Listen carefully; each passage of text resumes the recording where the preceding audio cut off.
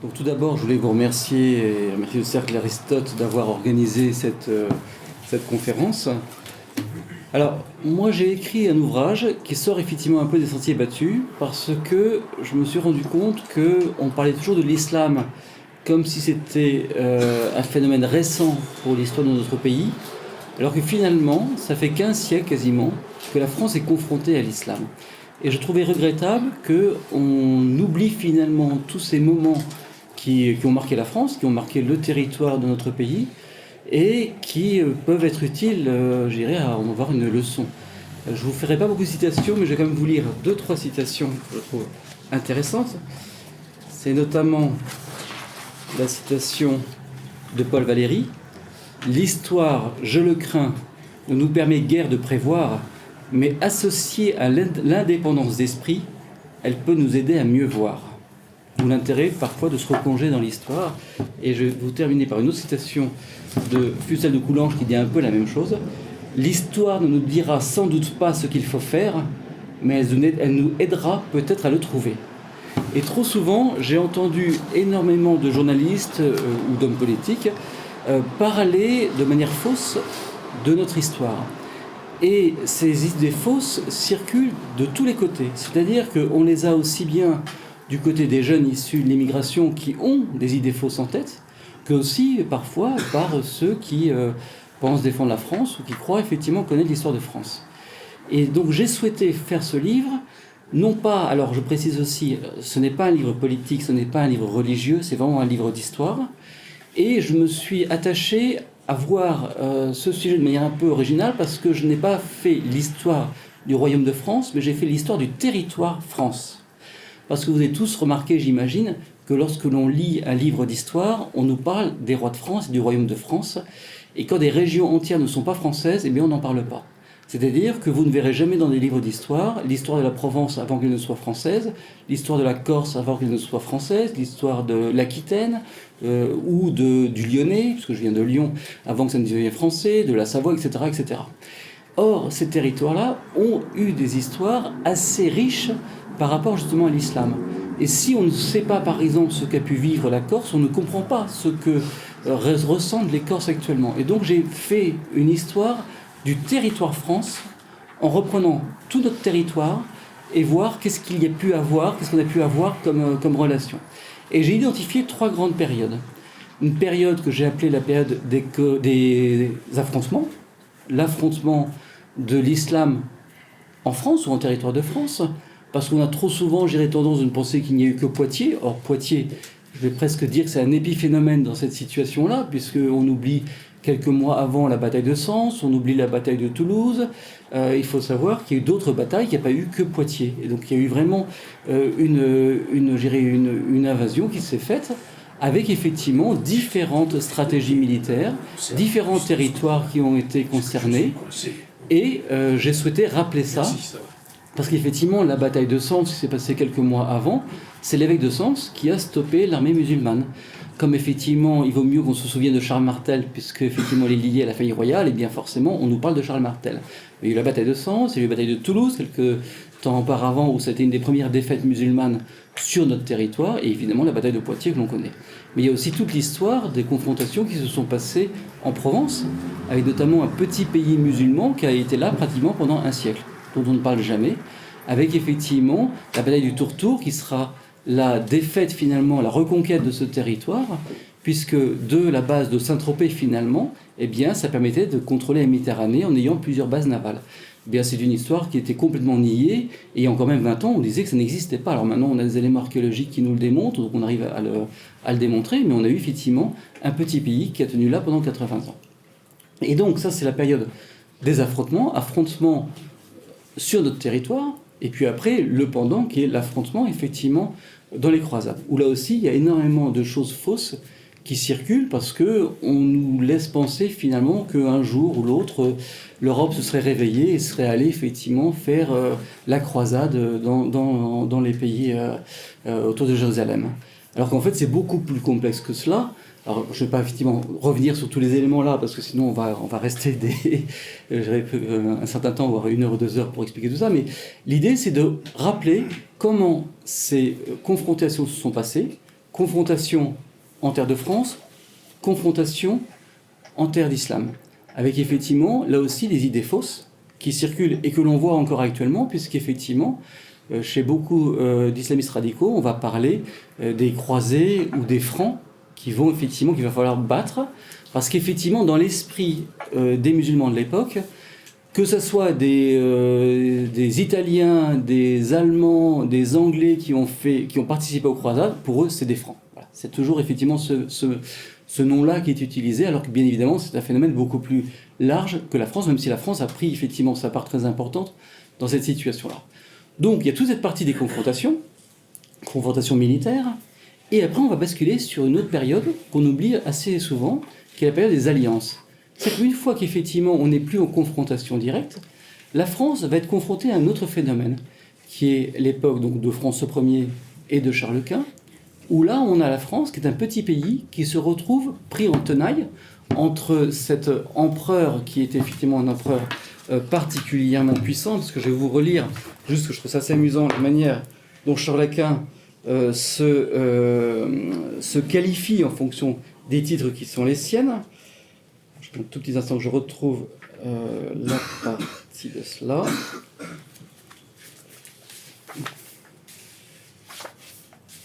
Charles Quint, il se définit empereur des Romains, toujours Auguste, roi de Germanie, de Castille, de Léon, de Grenade, d'Aragon, de Navarre, de Naples, de Sicile, de Majorque, de Sardaigne, des îles Indes et terre ferme de la mer Océane, archiduc d'Autriche, duc de Bourgogne, de Brabant, de Limbourg, du Luxembourg et de Gueltre, comte de Flandre, d'Artois, de Bourgogne-Palatin, de Hainaut, de Hollande, de Zélande, de Ferrette, de Haguenau, de Namur et de Zutphen, prince de Zulbank, marquis de Saint-Empire, seigneur de Frise, de Salins, de Malines, le dominateur en Asie et en Afrique, roi de la Nouvelle-Espagne, du Pérou, de la Nouvelle-Grenade et du Rio de la Plata, et suzerain des vice-rois de ces mêmes pays. Donc qu'est-ce que tient la France face effectivement à l'empire de Charles Quint? C'est rien. Et à ce moment-là, Charles Quint va faire François Ier va décider de faire un changement radical en se disant « Je suis pris en tenaille par Charles Quint, par l'Espagne et par effectivement donc toute la partie d'Europe centrale. » À cette époque-là, il y a même différents souverains qui se décident déjà de se partager la France. Donc on est vraiment en situation particulièrement difficile. François Ier avait été fait prisonnier. Et à ce moment-là, il va décider de faire ce qui a choqué complètement l'Europe à l'époque, l'alliance avec Soliman le Magnifique. Et donc c'est là où on aboutit à cette deuxième période que j'identifie dans mon livre, qui sont les alliances, puisqu'effectivement à un moment où François Ier, eh bien pour la survie du pays, il va décider de faire des alliances militaires et économiques avec ce qui est abhorré évidemment à l'époque, avec les musulmans, avec les Ottomans. Et pour faire passer cela, il y aura toujours une contrepartie très importante vis-à-vis du monde chrétien, c'est-à-dire que François Ier, en renouvelant finalement les engagements qui avaient été pris par Charlemagne, sera le défenseur des chrétiens d'Orient. Il aura toujours ce rôle de défenseur des chrétiens d'Orient, ce qui explique pourquoi la France a ce rôle encore dans l'idée de certains, malheureusement pas forcément dans les faits, on le voit malheureusement depuis quelques années, mais cette idée effectivement de défendre les chrétiens d'Orient, ça vient d'un accord que Charlemagne avait déjà obtenu et qui sera renouvelé aussi avec François Ier et avec effectivement ses successeurs. Je ne parle même pas de Saint-Louis, il y a toute une série d'époques effectivement où cela a été aussi un moment important. Et donc là on sera sur des alliances économiques, militaires, parce qu'il en venait de la survie de la France. Avec comme contrepartie aussi un accord de paix, si on peut dire, avec l'Empire ottoman, ce qui fait que la France a une vision un peu fausse de cette période-là du XVe au XVIIIe siècle, puisque, ayant négocié avec les Ottomans, on négociera notamment le fait que le pavillon français, que les bateaux français puissent circuler librement sur la Méditerranée. Or, il faut savoir, la Méditerranée était un endroit particulièrement dangereux, puisqu'effectivement, les bateaux qui n'étaient pas sous pavillon français pouvaient être attaqués par les pirates d'Alger, de Tunis, de Tripoli ou d'autres endroits, et effectivement déporter des Européens en esclavage. Et donc nous, on sera protégés de cela parce que le drapeau français, le pavillon français, protégeait les bateaux français, à tel point qu'on va même louer ou vendre des pavillons français pour que d'autres pays puissent circuler librement sur la Méditerranée. Ce qui veut dire que cette époque, cet épisode, je dirais, assez douloureux de la Méditerranée du XVe au XVIIIe siècle est quasiment oubliée ou inconnue de l'histoire française, puisqu'il faut quand même savoir qu'il y a pratiquement 1 500 000 Européens qui seront déportés en esclavage à cette époque-là. En revanche, les Corses, qui ne sont pas français, eux s'en souviennent particulièrement, puisque le principe était effectivement, pour des bateaux, donc d'Alger notamment, d'aller prendre des bateaux qui circulaient, ou d'aller carrément faire des razzias sur certaines villes. Et ceux qui connaissent un peu la Corse connaissent ce phénomène où les Corses habitaient dans les montagnes et pas au bord de la Méditerranée, des côtes, parce que justement, le risque c'était d'être pris. Les bateaux arrivaient, embarquaient ce qu'ils pouvaient embarquer. Les bateaux restaient 2-3 jours à quelques milles des côtes. Là, un échange financier pouvait se faire. Donc il y avait un rachat éventuellement par ceux qui avaient les moyens de racheter les membres de leur famille. Et si on ne pouvait pas les racheter, ils partaient effectivement sur les marchés aux esclaves. Et c'est vrai que les Corses restent particulièrement traumatisés par ces moments-là parce qu'ils ont tous, je dirais, familialement des souvenirs ou des histoires qui leur sont racontées. Et que nous, on est un petit peu, je dirais, dans la méconnaissance de ce phénomène-là. Donc, bien évidemment, ça sera un scandale au niveau européen, puisque le pape n'appréciera pas qu'il y ait l'alliance, finalement, du lys et du croissant, puisque c'est comme ça que ça se passera. Mais ça sera la survie de la France grâce à cela, et finalement, une autonomie et une manière de connaître peut-être aussi bien le monde musulman, qui permettra aussi peut-être d'autres étapes.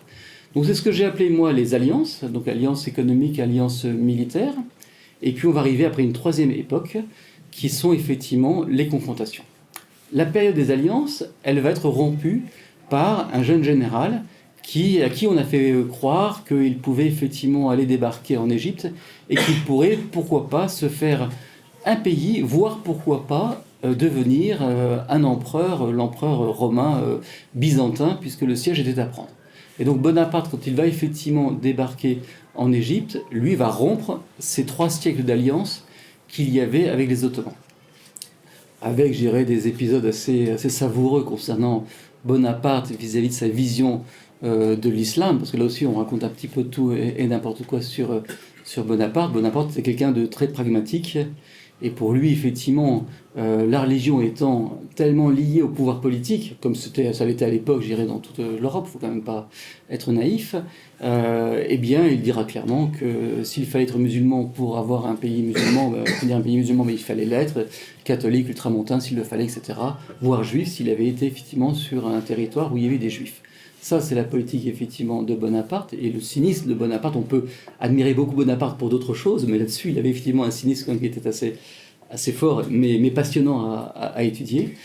Et donc, après, on va aborder une troisième époque. Alors, la Restauration, on va refaire des accords ponctuels, effectivement, avec l'Empire turc, mais il faut bien savoir qu'à cette époque-là, si les Français n'avaient pas aidé les Turcs autour de 1800, la Turquie n'existerait plus de ce jour.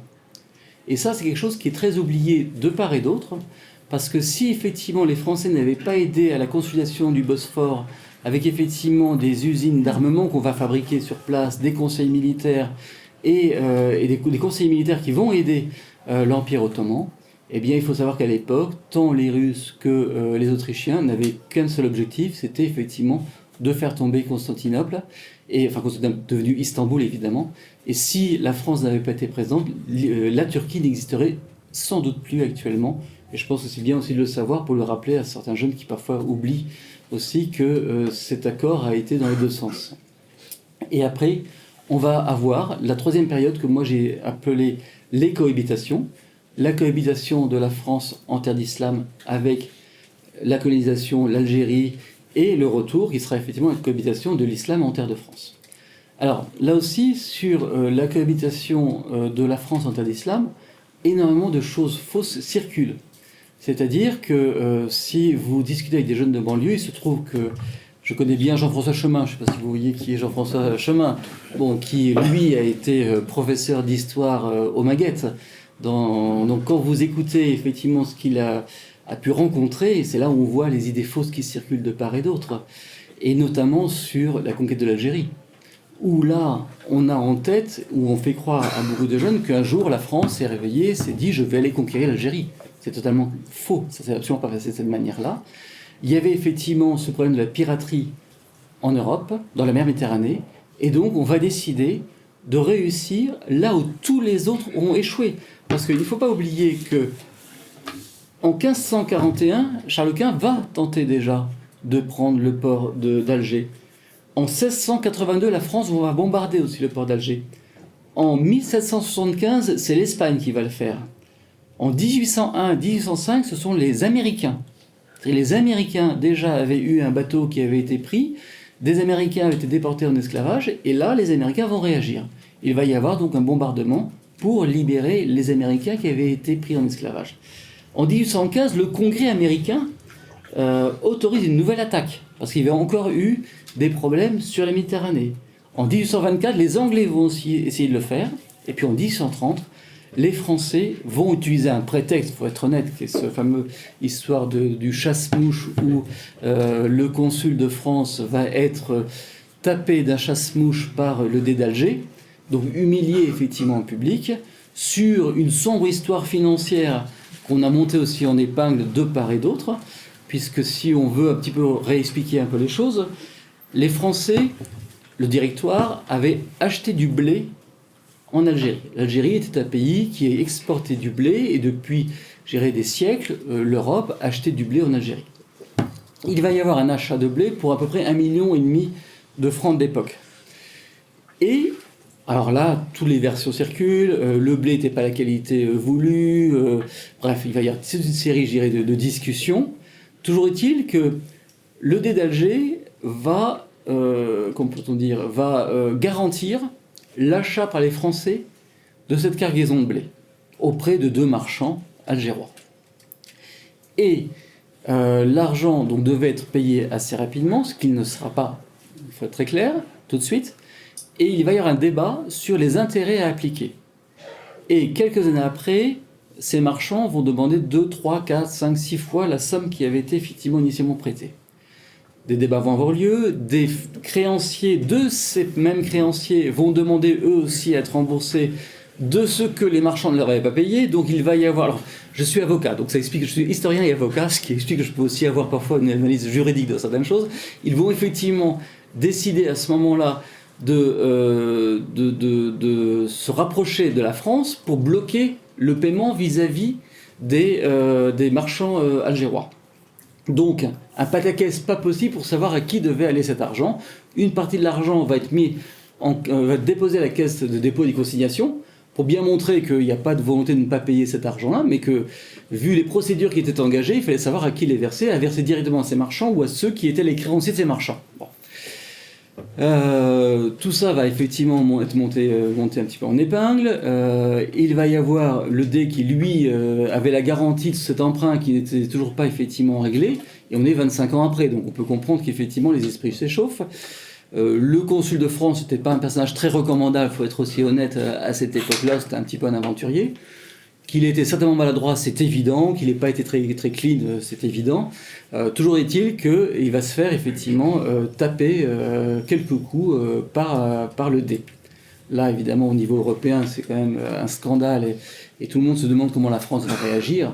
Comme les Anglais avaient cherché à prendre Alger quelques temps plus tôt, ils n'y avaient pas réussi, Charles X se dit que ça va être l'occasion pour lui, pourquoi pas, de réussir là où personne des autres pays n'avait réussi. Et on va donc utiliser un plan qui avait été imaginé à l'époque de Bonaparte, parce que ce plan avait été imaginé de débarquer non pas à Alger même, contrairement aux autres, mais quelques kilomètres au-delà, à l'époque de Bonaparte. Et ça va réussir. Et donc on va effectivement prendre le port d'Alger et on pensait mettre fin à la piraterie comme ça. Sauf que évidemment, ceux qui étaient dans Alger s'étaient enfuis et la question c'est qu'est-ce que l'on fait de ce port tout seul finalement si on est attaqué en permanence. Et alors je passe sur les différents phénomènes avec Abdelkader, etc., les accords qui ont été faits, les accords qui n'ont pas tenu, bref. Mais initialement, il faut bien comprendre que la France n'était pas partie dans l'idée d'aller conquérir l'Algérie. C'était régler effectivement ce problème de port de piraterie, comme on peut le faire actuellement en Somalie, où quand on voit les bateaux somaliens actuellement qui rendent une région de navigation totalement impossible ou très dangereuse, eh bien un jour on s'est dit on va faire cette action-là.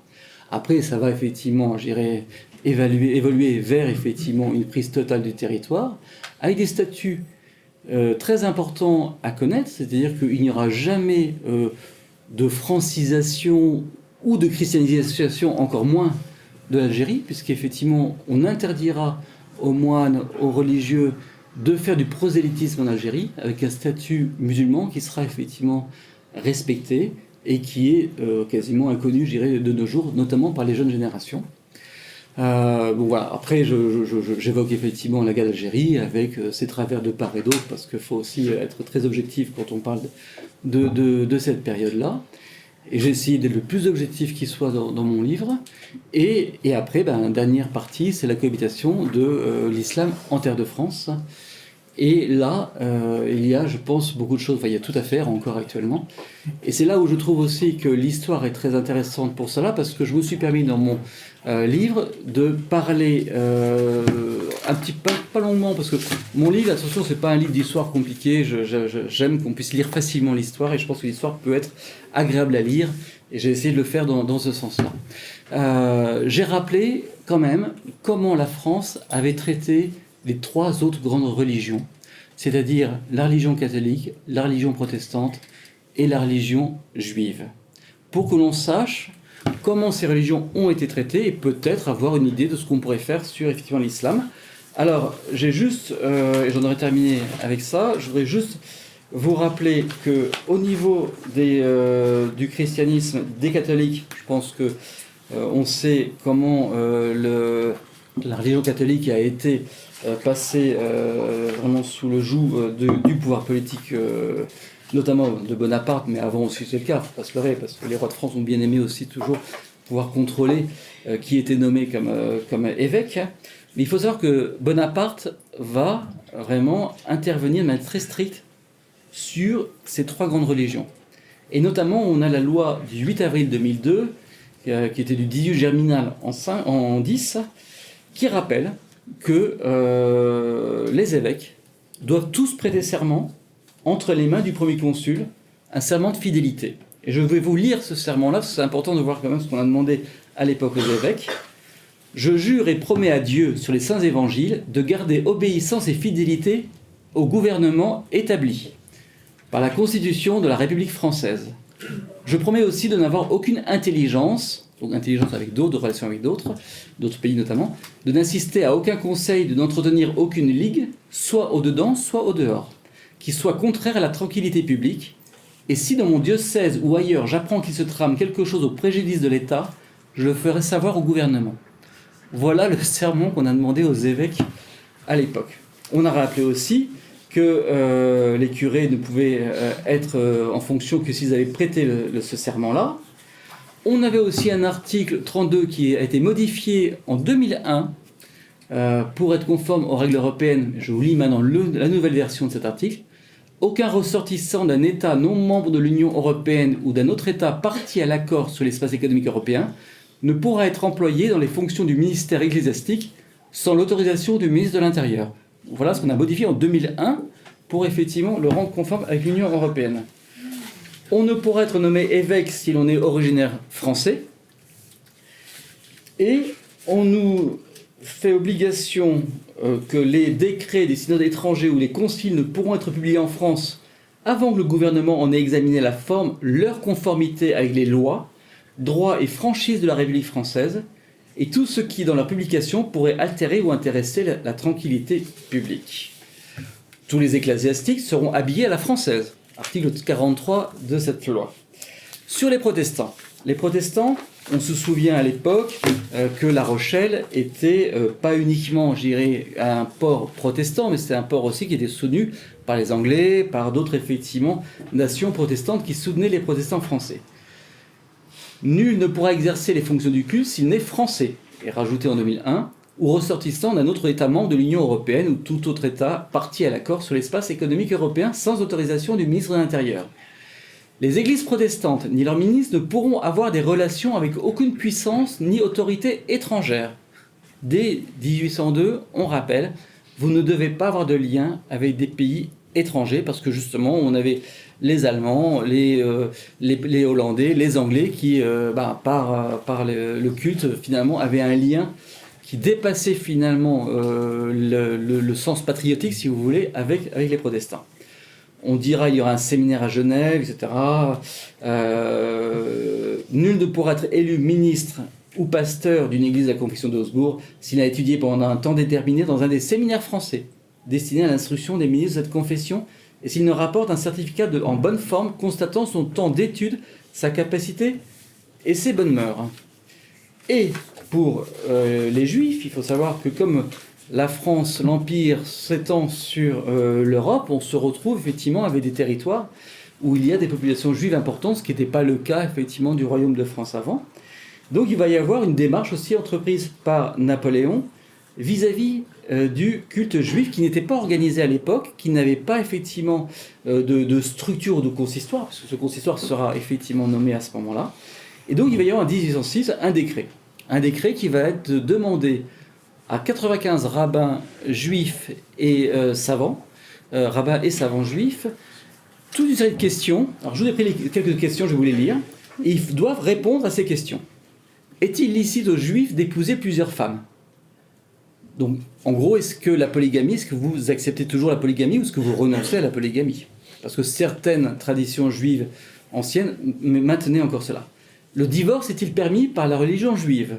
Le divorce est-il valable sans qu'il soit prononcé par les tribunaux et en vertu des lois contradictoires à celles du Code français ? En gros, c'est est-ce que vous renoncez à la répudiation ?